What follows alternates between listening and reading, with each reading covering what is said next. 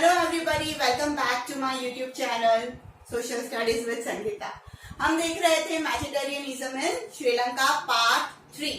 Part 2 में हमने ये देखा कि किस तरीके से श्रीलंकन तमिल्स, इंडियन तमिल्स जो कि श्रीलंका के अंदर थे, दे फील एलिएनेटेड, है ना। कि उनको लग रहा था कि हमारे ऊपर तो इस सिन्हाला गवर्नमेंट ने कुछ भी मैं बोल सकती हूँ कि कोई स्टेप्स ही नहीं लिए हमारे इंटरेस्ट की चीजों को लेकर, ठीक है ना। डिस्क्रिमिनेशन आ रहा है ये उनको लगने लग गया। तो अब वो चुप बैठने वालों में से तो थे नहीं, है ना। तो उन्होंने कुछ स्टेप्स लिए।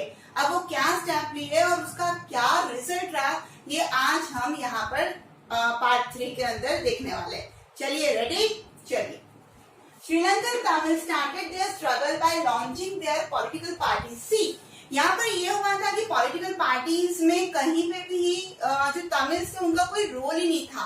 तो ऐसे में उन्होंने सबसे पहले क्या किया, उन्होंने अपनी पॉलिटिकल पार्टीज को लॉन्च किया और उसके बाद अपनी डिमांड्स को रखना चालू किया। The demands of Sri Lankan Tamils were, number 1, उन्होंने जो डिमांड रखी वो ये थी कि recognition of Tamil as an official language. See, Sinhala ने क्या किया, सिन्हाला लैंग्वेज को ऑफिशियल लैंग्वेज डिक्लेयर कर दिया था। तो इन्होंने अपनी पॉलिटिकल पार्टीज बनाने के बाद सबसे पहली जो डिमांड रखी वो अपोजिट रखी कि नहीं, हमें Tamil as an official language चाहिए। Number 1 clear. Second one is regional autonomy and equality of opportunity in securing education and job. Second 1956 act में सिन्हाला गवर्नमेंट ने क्या किया था, उन्होंने ये बोला कि सिन्हाला एप्लीकेंट्स जो हैं उनको यूनिवर्सिटी और गवर्नमेंट जॉब प्रोवाइड किए जाएंगे। तो इन्होंने रीजनल ऑटोनॉमी की डिमांड करी, क्षेत्रीय स्वायत्तता की डिमांड करी, साथ ही साथ में इक्वालिटी की, इक्वल होना चाहिए।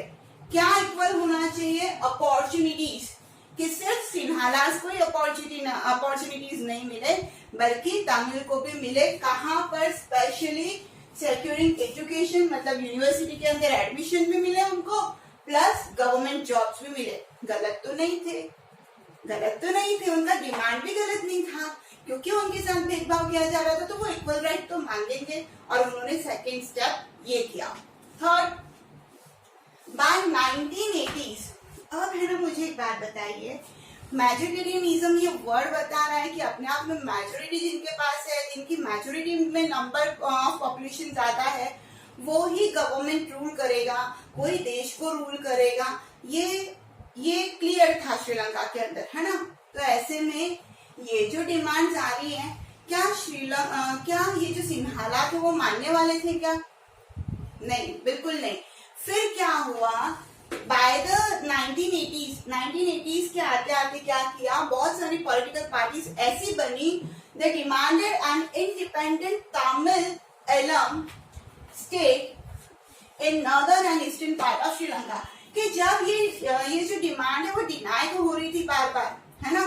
तो ऐसे में इन्होंने 1980s में आते आते क्या किया, इंडिपेंडेंट तमिल एलम यानी एक तमिल स्टेट हमें दे दिया जाए, हमें एक देश का नॉर्दर्न ईस्टर्न पार्ट दे दिया जाए जहां पर सारे तमिल इकट्ठे रह लेंगे। बिल्कुल पार्टीशन वाली बात आ गई कि हमें एक स्टेट दे दो, हम वहीं पे रह लेंगे और वहीं पे हम हमारे हिसाब से गवर्नमेंट बना लेंगे। तो ये चीज उन्होंने डिमांड करी। क्या मानने वाले थे सिन्हालास? नहीं मानने वाले थे, है ना। अभी जस्ट हम देखने वाले हैं कि एक्चुअली इन डिमांड का रिजल्ट क्या होने वाला है, ठीक है। बट आई थिंक ये तीनों डिमांड आपके सामने आ गई है, क्लियर हो गई है। First, Tamil as an official language. Second, equality in opportunities of what, jobs and education, ठीक है। और थर्ड वन क्या किया इन्होंने, इंडिपेंडेंट तमिल एलम का डिमांड कर दिया। कौन से पार्ट में, श्रीलंका के नॉर्दर्न ईस्टर्न पार्ट में, ठीक है। तो इस पैराग्राफ के ऊपर बनता है एक क्वेश्चन क्या है, what were the demands of Tamils in Sri Lanka. अगर ये आता है तो आपको यही डिमांड्स लिखनी है, इसके अलावा और कोई डिमांड नहीं है। अब इसका रिजल्ट क्या हुआ, चलिए देखते हैं। ओके, अब क्या हो रहा था कि the demands of the Tamil were repeatedly denied by Sinhala government. ये जो डिमांड तमिल्स रख रहे थे गवर्नमेंट के सामने पॉलिटिकल पार्टीज बनाने के बाद, वो कंटिन्यूअसली रिपीटेडली क्या हो रहा था, डिनाइड किया जा रहा था, मना किया जा रहा था, उन पे ध्यान ही नहीं दिया जा रहा था। तो ऐसे में गुस्सा जो था वो एक्सट्रीम लेवल पे बढ़ गया तमिल्स का। फिर क्या हुआ? As a result the distrust between the two communities turn into widespread conflict, it soon turn into the civil war. हुआ ये कि दोनों ही कम्युनिटी के बीच में जो ट्रस्ट था वो खत्म हो चुका था, क्योंकि सिन्हालास मानने के लिए तैयार नहीं थे और तमिल भी अब रुकने वाले नहीं थे। तो ऐसे में दोनों के बीच में मिसअंडरस्टैंडिंग बढ़ती चली गई, डिस्ट्रस्ट बढ़ता चला गया और वो बहुत जल्द क्या हुआ, एक झगड़े के अंदर बदलने लग गया, झगड़े का रूप लेने लग गया।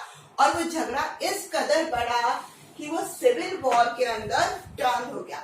सिविल वॉर क्या होता है? देखिए, वॉर जो होता है वो यूजुअली बोलते हैं कि वर्ल्ड वॉर है तो बहुत सारी कंट्रीज आपस में फाइट करती है, राइट? बट जब सिविल वॉर ये शब्द आता है तो इसका मतलब कि एक ही देश के अंदर के रहने वाले जो दो अलग अलग कम्युनिटी के या फिर दो से ज्यादा अलग अलग कम्युनिटी के लोग जब लड़ाई पे आ जाते हैं, वेपन्स उठा लेते हैं, हथियार उठा लेते हैं, है ना, तो वो सिविल वॉर की सिचुएशन पैदा कर देता है कंट्री के अंदर। कंट्री के ही सिटीजन्स कंट्री के अंदर ही क्या करते हैं, जब वेपन्स का इस्तेमाल करने लग जाते हैं, है ना, झगड़ने लग जाते हैं, तब ये सिविल वॉर की सिचुएशन पैदा हो जाती है। तो अब ये यहाँ पर सिविल वॉर की सिचुएशन श्रीलंका के अंदर बन चुकी थी। फिर क्या हुआ? Thousands of people of both the communities have been killed. अब सिर्फ यही थोड़ी ना था कि तमिल अटैक करेंगे, तमिल अटैक कर रहे हैं तो नेचुरली सिन्हालास जो थे वो भी क्या करेंगे, आगे बढ़ेंगे, मेजोरिटी में ज्यादा थे वो तो क्या हुआ, थाउजेंड ऑफ पीपल सिर्फ एक कम्युनिटी के नहीं बल्कि दोनों ही कम्युनिटीज के क्या हुए, मारे गए। सिविल वॉर इस कदर बड़ा, लोगों ने अपने ही सिटीजन के मतलब अपने ही देश के लोगों को मारना चालू कर दिया था। फिर many families were forced to leave the country as refugee and many more lost their livelihoods। अब क्या हुआ, सिविल वॉर इस तरीके से बढ़ रहा था श्रीलंका के अंदर कि बहुत सारे लोगों के जो लाइवलीहुड्स थे, मतलब जो कमाने का जरिया था जिसके ऊपर उनकी जीविकाएं चलती थी, वो पूरी तरीके से खत्म की कगार पे आ गई, खत्म ही हो गई इनफैक्ट। और बहुत सारे लोगों को फोर्स किया गया कि वो क्या करे, कंट्री को छोड़े, रिफ्यूजी बन जाए, वहां से चले जाए। तो ये चीज यहाँ पर होने लग गई। फिर क्या हुआ, the civil war has caused a terrible setback to the social, cultural and economic life of the country. इसका मतलब ये है कि सिविल वॉर जो है कभी भी देश के हित में नहीं होता है ना। इस तरीके की लड़ाइयां, दंगे, ये सारे सोशल लेवल पे, कल्चरल लेवल पे और इकोनॉमिक लेवल पे भी देश के ऊपर बुरा असर डालते हैं और श्रीलंका के साथ वही हुआ। ये जो अगर यहाँ पर पावर शेयरिंग हो जाती, इक्वल राइट्स पहले ही दे दिए जाते तो हजारों लोग मारे नहीं जाते, हजारों लोगों को देश नहीं छोड़ना पड़ता, उनकी लाइवलीहुड्स खत्म नहीं होती और ना ही देश के सोशल, कल्चरल और इकोनॉमिक लाइफ पे असर आता। पावर शेयरिंग न होने की वजह से सिविल वॉर की सिचुएशन किस तरीके से आती है कि आपने आज शायद समझ लिया होगा। तो हमेशा पावर को क्या करिए, शेयर करिए। अच्छा, इस पैराग्राफ के ऊपर बनता है एक क्वेश्चन, चलिए देखते हैं। Why did the civil war break out in Sri Lanka? वो श्रीलंका के अंदर सिविल वॉर क्यों हुआ? क्योंकि रिपीटेडली क्या हो रहा था, डिनाइड हो रहा था, ठीक है। And list out the setback caused by the civil war, और सिविल वॉर के क्या परिणाम रहे वो आपके सामने। क्वेश्चन घुमा के ये भी पूछा जा सकता है कि how did the Tamil struggle for fulfilling their demands. तो आपको ये लिखना है कि उन्होंने ये किया था, ठीक है। आई होप वेजिटेरियनिज्म इन श्रीलंका, ये जो पार्ट 1, पार्ट 2, पार्ट 3 हमने देखा, ये अब क्लियर हो चुका होगा आपको। आगे आने वाले वीडियो में हम पढ़ने वाले हैं अकोमोडेशन इन बेल्जियम। तो साथ रहिए, बने रहिए, पढ़ते रहिए। Social studies with Sangeeta. Thank you so much.